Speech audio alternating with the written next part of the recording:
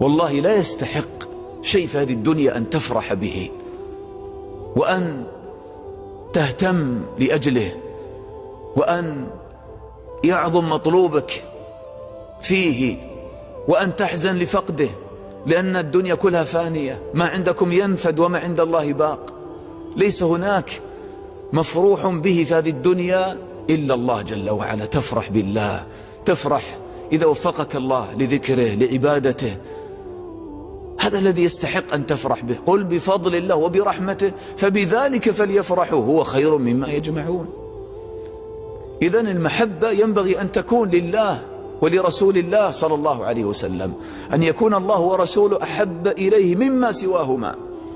وكيف لا يكون ذلك والله هو الذي خلقنا ورزقنا وأطعمنا وسقانا وكفانا وآوانا، ثم هدانا للإسلام، ثم هدانا للسنة، جعلنا على الصراط المستقيم، وآتاكم من كل ما سألتموه. الله أكبر. كيف ما تحبه القلوب؟ إذا كان الواحد منا في الدنيا الإخوة لو صنع إليك رجل معروفا، تخيل واحد يؤويك يعطيك قصرا سيارة ووظيفة أو يعني يعطيك راتبا يجري لك في حياتك ويكفيك كل شيء، والله تستحي أن تعصيه، والله يتعلق قلبك به محبة ودائما تذكره وتود لقاءه.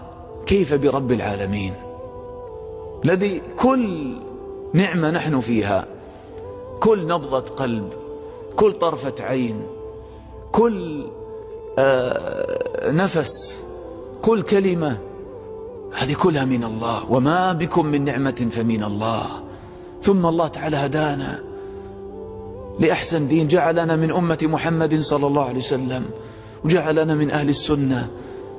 ماذا نريد بعد ذلك؟ كيف لا تتعلق القلوب بالله جل وعلا؟ أن يكون الله ورسوله أحب إليه مما سواهما من الدنيا وما فيها.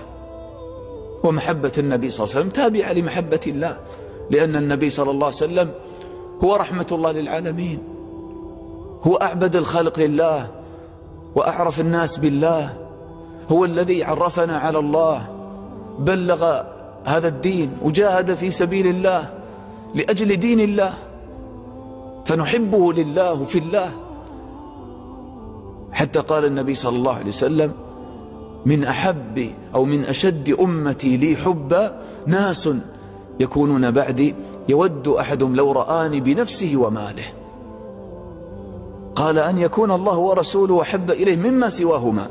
ثم إذا كملت محبة الله ورسوله في قلبك تتفرع هذه المحبة في معاملاتك، تتعامل مع الناس لأجل الله. ولهذا قال: وأن يحب المرء لا يحبه إلا لله.